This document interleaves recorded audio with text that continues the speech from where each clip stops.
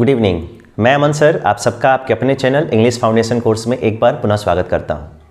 दोस्तों, आज की जो क्लास होगी पूरे प्रोनाउन चैप्टर का एक बहुत ही बेहतरीन कॉन्सेप्ट है जिसको आप लोग रिलेटिव प्रोनाउन के नाम से जानते हैं।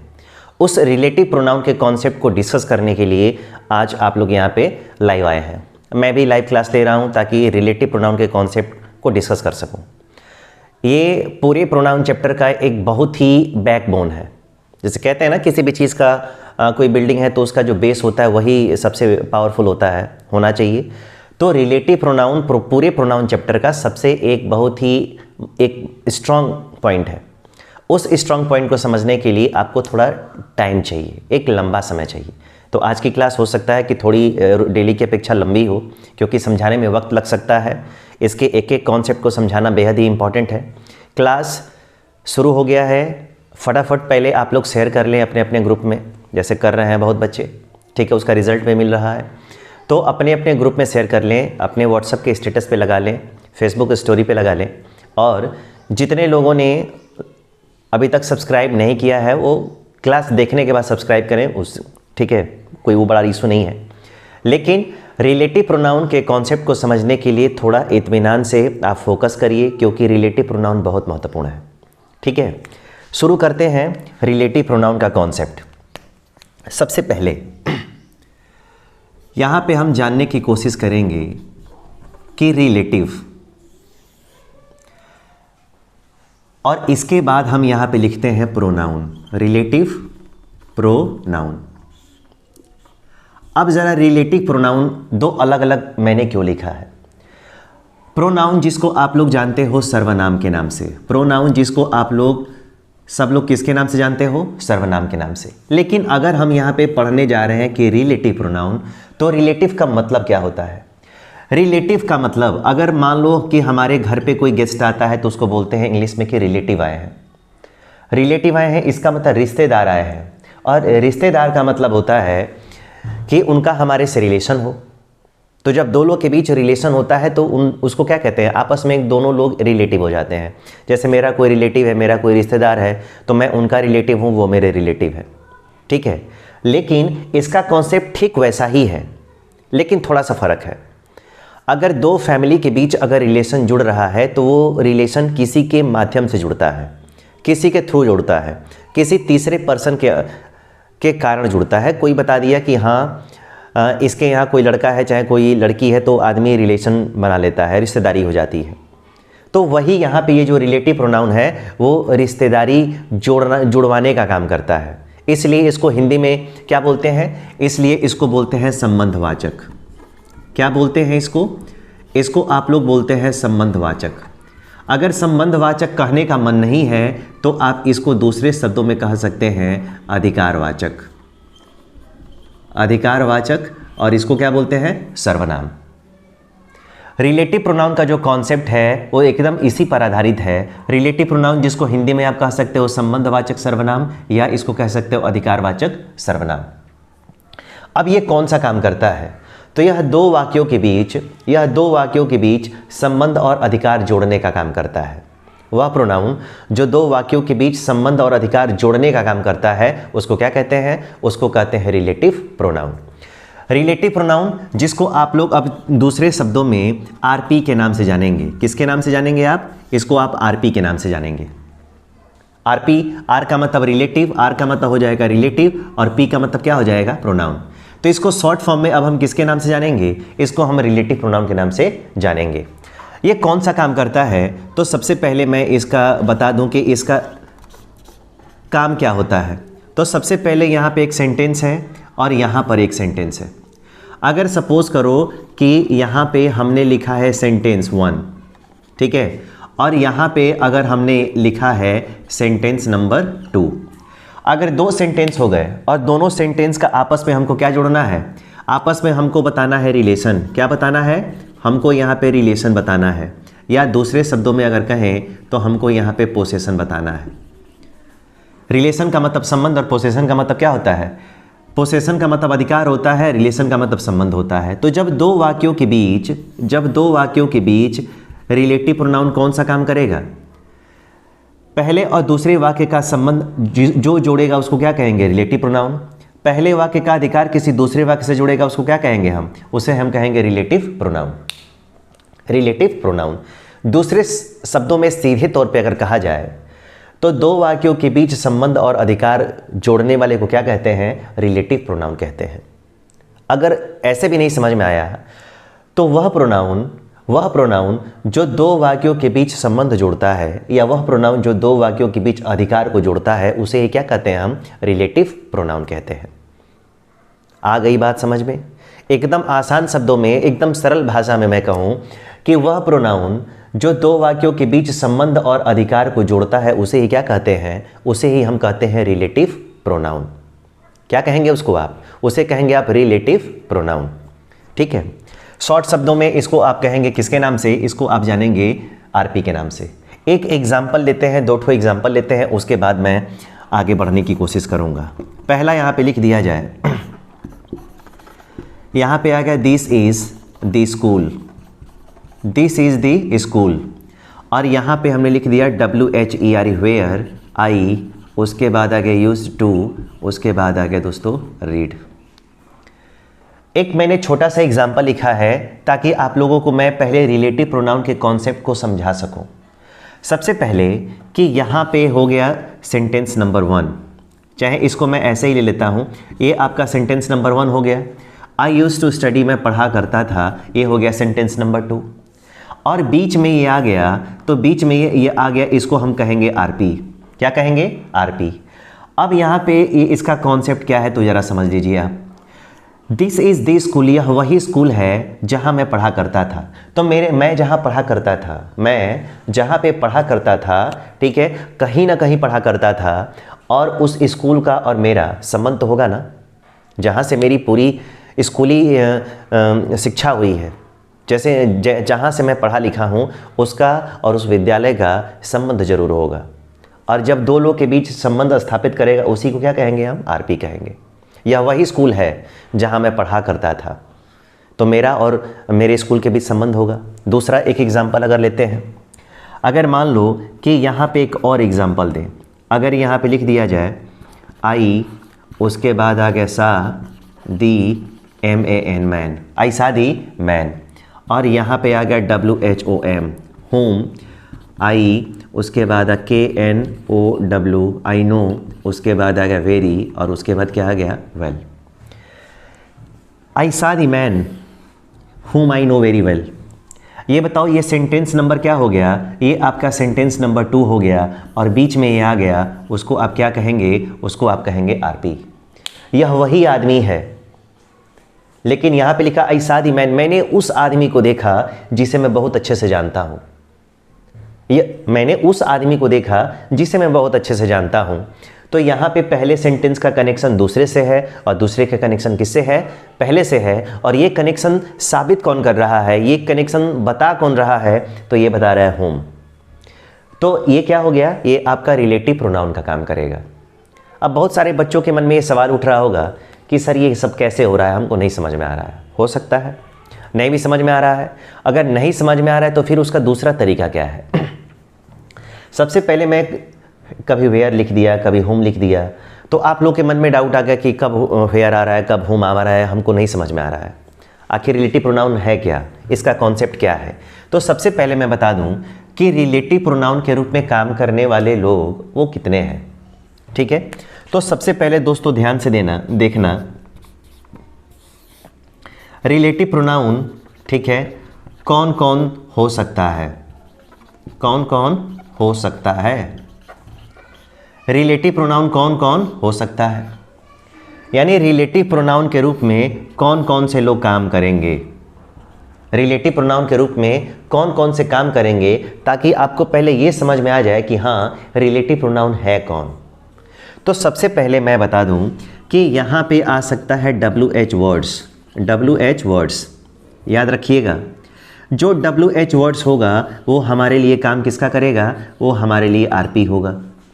तो जितने प्रश्नवाचक शब्द आ रहे हैं, जितने प्रश्नवाचक शब्द होते हैं पूरे इंग्लिश के ग्रामर में, वो सारे लोग किसका काम करते हैं? वो रिलेटिव प्रोनाउन का काम करते हैं।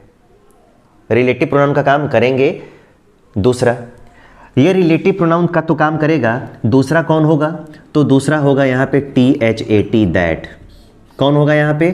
तब यहाँ पे होगा दैट, ये काम करेगा। तीसरा कौन काम करेगा? तो यहाँ पे काम करेगा इफ़, और अगर इफ़ नहीं काम करेगा तो यहाँ पे काम करेगा दोस्तों वेदर। कौन काम करेगा? वेदर। यानी रिलेटिव प्रोनाउन के रूप में अगर हम किसी से काम करवाना चाहते हैं, यदि हम किसी सेंटेंस में रिलेटिव प्रोनाउन को आइडेंटिफाई करना चाहते हैं, पहला क्वेश्चन आपसे यही पूछा जाएगा कि पहले सेंटेंस देगा और पूछेगा कि इस दिए गए वाक्य में रिलेटिव प्रोनाउन को पहचानिए। इस दिए गए वाक्य में रिलेटिव प्रोनाउन को पहचानिए। तो रिलेटिव प्रोनाउन को आप पहचानोगे कैसे? सबसे पहला सवाल, तो सबसे पहला ये सवाल है कि जितने भी रिलेटिव प्रोनाउन वाले सेंटेंस होंगे, उस सेंटेंस के लास्ट में आने वाला क्या होना चाहिए? उस सेंटेंस के लास्ट में आने वाला फुल स्टॉप होना चाहिए। क्या होना चाहिए? तो ये वाला होना चाहिए फुल स्टॉप। यहाँ पे प्रश्नवाचक शब्द रहेगा, लेकिन सेंटेंस के लास्ट में रहेगा फुल स्टॉप। क्यों? क्योंकि ये प्रश्न पूछने का काम नहीं कर रहा है, ये संबंध और अधिकार को बताने का काम कर रहा है। तो जब संबंध और अधिकार को बताने का काम करेगा तो ये दो सेंटेंस को आपस में क्या करेगा? जोड़ेगा। और जब प्रश्न पूछने का काम करेगा तो दो वाक्यों को जोड़ने का काम नहीं करेगा। ये आपको देखना है। तो पहली चीज़ आप समझ जाइए। पहला सवाल, अगर आपसे किसी दिए गए सेंटेंस में पूछा जाए कि इस दिए गए सेंटेंस में रिलेटिव प्रोनाउन को पहचानिए, तो आप कौन सा काम करेंगे? देखेंगे कि सेंटेंस में कहीं WH वर्ड है कि नहीं। तो यहाँ पे वेयर आ गया, यहाँ पे क्या आ गया? हुम आ गया। दूसरा दैट हो सकता है, उसके बाद इफ़ हो सकता है, नहीं तो वेदर हो सकता है। और इन प्रश्नवाचक शब्दों के होने के बावजूद सेंटेंस के लास्ट में क्या रहेगा? फुल स्टॉप रहेगा।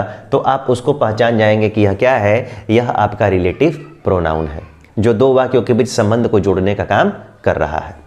ठीक है, चलिए, अगर ये हो गया हो तो मैं ज़रा अब आपको पहचानने सिखाऊंगा कि हाँ, रिलेटिव प्रोनाउन को कैसे पहचाना जाता है। एक दो हो गया ना। रिलेटिव प्रोनाउन को पहचाना कैसे जाता है? तो उसको पहचानने के लिए सबसे पहले, ठीक है, इसको सैनिटाइज करना होगा ताकि आप लोग इसको बढ़िया से समझ सकें। ठीक है, सोच रहे होंगे सैनिटाइज़र क्यों लगा रहे हैं सर?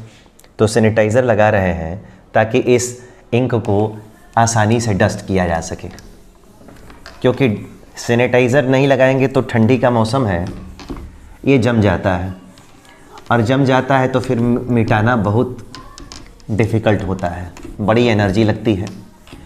अब ज़रा देखें, अगर ये हो गया तो आपको मैं कुछ सवाल दे रहा हूँ जिसमें आप लोग पहचानने का काम करेंगे कि रिलेटिव प्रोनाउन है कौन। ठीक है, मैं आपको 5-7 क्वेश्चन देता हूँ यहाँ पे पहला क्वेश्चन क्या है? अगर यहाँ पे लिख दिया जाए ILOST लॉस्ट, दी यहाँ पे आ गया बुक, विच आई बॉट, और यहाँ पे आ गया यस्टरडे। ये पहला क्वेश्चन है। अब आप सोच रहे होंगे कि सर यहाँ पे क्या करा रहे हैं? तो मैं यहाँ पे बच्चों आपसे यही करा रहा हूँ कि सेंटेंस में पहले रिलेटिव प्रोनाउन को आप पहचान लीजिए। पहचानने आ जाएगा तो उसका यूज़ भी आ जाएगा, और अगर पहचानने नहीं आएगा तो उसका यूज़ आपको नहीं आएगा। तो एकदम आराम से अगर यहाँ पे लिख दिया जाए आई सा दी DOG डॉग, दैट, ठीक है, ही सोल्ड यस्टरडे। ये दूसरा क्वेश्चन है। तीसरा क्वेश्चन आ गया ही ASKED, he asked the WOMEN women, ठीक है, इफ़, उसके बाद आ गया सी वॉज, थी वॉज, उसके बाद क्या आ गया यहाँ पे? क्रेजी। अगर यहाँ पे दोस्तों क्वेश्चन की मैं बात करूँ तो यहाँ पे आ गया सी, उसके बाद आ गया आस्क्ड, उसके बाद आ गया हर, उसके बाद यहाँ पे क्वेश्चन आ गया वेदर, उसके बाद आ गया दे, उसके बाद आ गया हैड बीन, उसके बाद आ गया रीडिंग। यहाँ पे अगला क्वेश्चन आ गया, अगर यहाँ पे लिख दिया जाए LEFT लेफ्ट, COLLEG कॉलेज, ठीक है, व्हेन आई वॉज, ठीक है, 25, ठीक है। अगर यहाँ पे क्वेश्चन आ गया this was the HOSPITL hospital, उसके बाद आ गया वेयर, उसके बाद आ गया he was born, he was BORN born. अगर यहाँ पे कुछ मैंने एग्जाम्पल्स आपको दे दिए, यहाँ पे मैंने कुछ एग्जाम्पल्स आपको दे दिए, और अब मेरा क्वेश्चन क्या है कि find out the relative pronouns in this following sentences. इस पूरे दिए गए क्वेश्चंस में आपको रिलेटिव प्रोनाउन को फाइंड आउट करना है, रिलेटिव प्रोनाउन को फाइंड आउट करना है, और ये बताना है कि इस दिए गए प्रश्नों में रिलेटिव प्रोनाउन है कौन सा ऐसा शब्द है जो रिलेटिव प्रोनाउन का काम करेगा। तो मैंने यहाँ पे एक और चीज़ आपको बताया, ठीक है, मैंने कहा कि जितने सारे WH वर्ड्स हैं वो हमारे लिए RP हैं। अगर दैट है तो वो हमारे लिए RP है। मैंने कहा कि अगर इफ़ है वो हमारे लिए RP है। हमने कहा यहाँ पे वेदर है, वो हमारे लिए क्या है, वो हमारे लिए RP है। RP का मतलब रिलेटिव प्रोनाउन है। अगर ये इतने सारे लोग हैं तो ये रिलेटिव प्रोनाउन का काम करेंगे। एक चीज़ और मैंने कहा, अगर आपको जिस सेंटेंस में एक सेंटेंस हो गया, एक RP हो गया, एक सेंटेंस हो गया, ये पहला सेंटेंस हो गया, ये दूसरा हो गया, बीच में रिलेटिव प्रोनाउन हो गया, तो ये जो WH वर्ड्स लिखा गया है, तो जितने सारे WH वर्ड्स होते हैं उसमें सारे हैं, क्या है, सारे लोग हैं, और ये रिलेटिव प्रोनाउन के रूप में इस्तेमाल होंगे। लेकिन वाक्य के अंत में किसका इस्तेमाल करेंगे आप, तो आप इस्तेमाल करेंगे फुल स्टॉप का। किसका इस्तेमाल करेंगे, फुल स्टॉप का। और अगर फुल स्टॉप का यूज़ करेंगे तो आप यहाँ पे देखिए कि यहाँ पे जो चिन्ह है वो किसका है, वो यहाँ पे चिन्ह फुल स्टॉप का है। किसका है, तो ये फुल स्टॉप का है। अगर फुल स्टॉप का है तो आप क्या करोगे, सबसे पहले देखें कि इसमें से, इन दिए गए जो स्लॉट है, इसमें से आपको सेंटेंस में कोई मिल रहा है कि नहीं। तो आप यहाँ पे देखेंगे, तो आप यहाँ पे देखेंगे कि यहाँ पे आपको व्हिच मिलेगा। ये आपके लिए पहला सेंटेंस है और ये आपके लिए दूसरा सेंटेंस है ना। अगर है यहाँ पे, इसका मतलब है कि ये वाला किसका काम करेगा, ये वाला RP होगा। पहले सेंटेंस में व्हिच क्या हो गया, RP हो गया। दूसरे सेंटेंस की अगर बात करेंगे तो आप पढ़ते जाएंगे तो आपको क्या मिला, आपको मिला यहाँ पे दैट।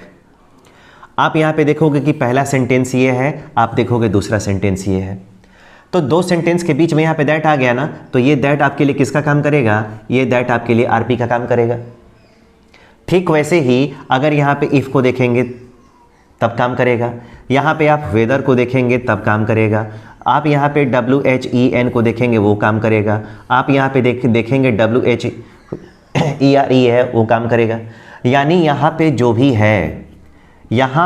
भी है वो हमारे लिए किसका काम कर रहा है, वो हमारे लिए RP का काम कर रहा है। किसका काम कर रहा है, वो हमारे लिए RP का काम कर रहा है। और जिस सेंटेंस में प्रश्नवाचक शब्दों का चाहे इनमें से किसी का प्रयोग हो, वाक्य के अंत में फुल स्टॉप आएगा, तो सबके लास्ट में क्या आया है, फुल स्टॉप आया है। ठीक है, एक चीज़ और आपको मैं बताना चाहूँगा यहाँ पे जो आपको समझने लायक है। अभी तो मैं ऐसे बता दिया, भर दिया हूँ, बस आपके लिए प्रश्न और जो मैं पढ़ाया हूँ बस इतना सा टॉपिक पढ़ाया हूँ कि सेंटेंस में अगर कोई दिया गया क्वेश्चन है उसमें आपको अगर रिलेटिव प्रोनाउन पहचानना है तो केवल आप पहचानोगे इस फॉर्मेट से। एक तो यहाँ पे आ गया रिलेटिव प्रोनाउन, लास्ट में क्या आ गया, लास्ट में आ गया आपका फुल स्टॉप, क्वेश्चन मार्क नहीं रहेगा। दूसरी चीज़ कि जितने भी रिलेटिव प्रोनाउन होंगे उनके साथ आपका बिहेवियर कैसा होना चाहिए। ये जो रिलेटिव प्रोनाउन के राइट में है, आई हो गया, यहाँ पे ही हो गया, यहाँ पे सी हो गया, यहाँ पे दे हो गया, यहाँ पे आई हो गया और यहाँ पे ही हो गया। तो रिलेटिव प्रोनाउन के राइट में जब भी आप रिलेटिव प्रोनाउन देखोगे तो रिलेटिव प्रोनाउन के राइट में जो आ रहा है वो राइट में आ रहा है, वो आपका सब्जेक्ट हो रहा है। तो रिलेटिव प्रोनाउन के राइट में सब्जेक्ट का प्रयोग करते हैं, हेल्पिंग वर्ब का भी करते हैं, मेन वर्ब का भी काम करते हैं। लेकिन वो कब काम करेगा और कब क्या आएगा इसका अभी स्टोरी बाद में हम बताएंगे। आपके लिए अभी फ़िलहाल इतना ज़रूरी है कि अगर कोई दिया गया क्वेश्चन है तो उसमें अगर आइडेंटिफाई करने के लिए दिया जाए कि आप पहचान लो कि रिलेटिव प्रोनाउन कौन है, तो आप पहचान सकें। तो आप इसको याद रखें। अगर दो वाक्यों के बीच में अगर कोई क्वेश्चन मार्क आ गया, क्वेश्चन मार्क कह रहे हैं क्वेश्चन वर्ड्स आ गया, अगर कोई दैट आ गया, इफ आ गया या फेदर आ गया, तो उस समय हम क्या करेंगे, उन्हीं सबको रिलेटिव प्रोनाउन के रूप में मान लेंगे। और ये भी देखेंगे कि अगर इनका यूज़ हुआ है तो सेंटेंस के लास्ट में फुल स्टॉप है कि नहीं। अगर फुल स्टॉप है इसका मतलब वो रिलेटिव प्रोनाउन है। समझ गए? कल की क्लास में जो अभी कल हमने पढ़ाया इंडेफिनिट प्रोनाउन का कॉन्सेप्ट, उसमें एक चीज़ मेरे से गलती हो गई थी। जो मैंने कहा था कि व्यक्तिवाचक जो अनिश्चयवाचक सर्वनाम होता है, जिसमें व्यक्तिवाचक के बारे में कल पढ़ाया गया था प्लूरल वाला, तो उनके साथ मैंने बताया तो सही, लेकिन मैंने सही का निशान गलत जगह लगा दिया। सम के साथ गो का इस्तेमाल होना चाहिए, लेकिन मैंने लगा दिया गोज का। तो सम के सम प्लूरल होता है, इसका मतलब है कि उसके साथ हम किसका इस्तेमाल करेंगे, गो का इस्तेमाल करेंगे, गोज का इस्तेमाल नहीं करेंगे। तो एक छोटा सा करेक्शन होगा, वहाँ पे आप देख लीजिएगा, छोटा सा करेक्शन होगा, वहाँ पे आप देख लीजिएगा। बहुत लोग देख रहे हैं क्लोजली, बता रहे हैं तो अच्छा लगा। कल मेरे को 3-4 मैसेज आया कि सर देख लिए तो इसमें कौन सा सही होगा, बड़ा अच्छा लगा मुझे। फिर मैं अपना वीडियो देखा कि हाँ यार, यहाँ पे तो मेरे से गलती हो गई है। मैं उन छात्रों को, ठीक है, अप्रिशिएट करना चाहूँगा, उनकी प्रशंसा करना चाहूँगा जिन्होंने ये देखा। छोटी छोटी चीज़ों को अगर देखना शुरू करेंगे तो ही आप एक दिन बड़े बन सकते हैं। और ये अगर आदतें आ गई तो समझिए कि आप में आप डेवलपमेंट हो रहा है। समझ गया? अगर समझ गए हो तो ज़रा मैं इसको मिटाऊंगा, और इसको मिटाने के बाद ज़रा इसका अगला पहलू मैं आपको बताऊंगा। ठीक है, चलिए।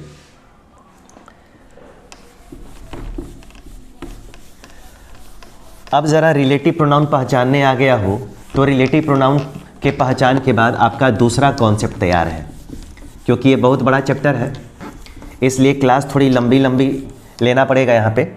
अब देखिए ज़रा, अब ज़रा बात करते हैं एंटीसीडेंट, ANTECIDENT,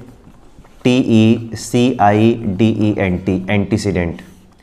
और जो एंटीसीडेंट होता है वो क्या होता है? एंटीसीडेंट का मतलब होता है दोस्तों पूर्व। क्या होता है? पूर्व। और इसका मतलब होता है गामी। Antecedent, not accident, not incident, only antecedent. अगर पूछा जाए कि व्हाट इज एंटीसीडेंट, एंटीसीडेंट क्या होता है, तो बहुत सारे बच्चे बोलेंगे कि सर एंटीसीडेंट तो नाम नहीं सुना है, नाम नहीं सुना है। तो आज ज़रा सुन लीजिए, और आज के बाद कभी भूलने का काम मत कीजिएगा। एंटीसीडेंट होता क्या है, ज़रा इसके बारे में आप समझते हैं। दोस्तों, एंटीसीडेंट जिसको हम लोग हिंदी में बोलते हैं पूर्वगामी। पूर्वगामी का मतलब क्या होता है? पूर्वगामी का मतलब होता है पहले, पूर्व का मतलब पहले, और गामी का मतलब क्या होता है? रहने वाला। पूर्व का मतलब क्या होगा? तो पूर्व का मतलब होगा, पूर्व का मतलब होता है पहले, और गामी का मतलब होता है रहने, ठीक है, वाला, रहने वाला या रहने वाली। अब आप सोच रहे होंगे कि पहले रहने वाला, इसका कॉन्सेप्ट क्या है? तो मैं बता दूं जरा। अगर दोस्तों यहाँ पे आरपी है, मैं ट्रिक के माध्यम से बता रहा हूँ।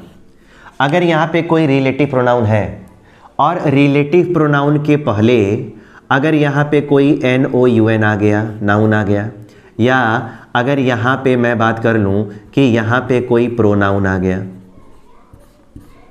तो रिलेटिव प्रोनाउन के पहले आने वाले जो नाउन और प्रोनाउन होते हैं वो आपके लिए क्या कहलाएंगे? वो आपके लिए कहलाएंगे एंटीसीडेंट।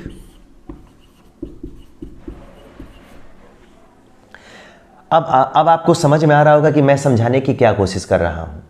अगर दोस्तों यहाँ पे है पुरोगामी यानी कि पहले रहने वाला, तो रिलेटिव प्रोनाउन यहाँ पे आ गया, तो रिलेटिव प्रोनाउन के पहले जो नाउन आएगा वो आपके लिए एंटीसीडेंट होगा, और इसके पहले जो आपका प्रोनाउन आएगा वो आपके लिए एंटीसीडेंट होगा। तो रिलेटिव प्रोनाउन के पहले आने वाले जितने भी नाउन और प्रोनाउन होते हैं उसको हम एंटीसीडेंट के नाम से जानते हैं। अगर आपसे कोई पूछेगा कि एंटीसीडेंट के रूप में काम कितने लोग करते हैं, तो एंटीसीडेंट के रूप में काम कितने लोग करते हैं? 2 लोग करते हैं। पहला कौन होता है? तो पहला नाउन हो सकता है, और दूसरा कौन सा हो सकता है? प्रोनाउन हो सकता है। एक बार और से मैं रिमाइंड कराऊंगा। अगर कॉपी पेन लेके बैठे हैं तो चालाक जो स्टूडेंट होते हैं वो लिखते रहते हैं, चालाक जो स्टूडेंट है, और आपके पास तो बेहतर विकल्प है, क्लास खत्म होने के बाद ही वीडियो देख सकते हैं। थोड़ा सा उसको रिमाइंड करके एक एक चीज़ों को 10-10 बार सुनिए। जितनी बार देखेंगे, जितनी बार सुनेंगे, उतनी बार आपका कॉन्सेप्ट क्लियर होगा। बात कर रहे हैं कि टॉपिक कौन सा है, तो एंटीसीडेंट का है। तो एंटीसीडेंट का अगर टॉपिक है तो एंटीसीडेंट होता क्या है, नाम नहीं सुने हैं तो पहली बार सुन लिया, उतना तो आ गया। अब एंटीसीडेंट को कहते हैं पूर्वगामी। पूर्व का मतलब होता है पहले और गामी का मतलब रहने वाला। अब इसका मतलब है कि रिलेटिव प्रोनाउन के पहले जो नाउन आएगा और रिलेटिव प्रोनाउन के पहले जो प्रोनाउन आएगा, यानी रिलेटिव प्रोनाउन के पहले आने वाले नाउन और प्रोनाउन को क्या कहते हैं, एंटीसीडेंट कहते हैं। अगर कहीं कोई क्वेश्चन पूछा जाता है कि एंटीसीडेंट के रूप में कौन कौन से लोग काम करेंगे, तो एंटीसीडेंट के रूप में दो लोग काम कर सकते हैं। कौन कौन सा? तो पहला आपका होगा कौन सा, ये नाउन होगा, दूसरा कौन सा होगा, प्रोनाउन होगा।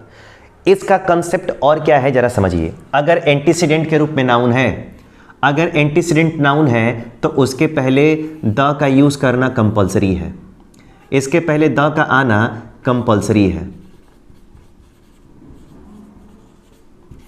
कंपलसरी है। लेकिन अगर ये आएगा तो इसके पहले नहीं करेंगे।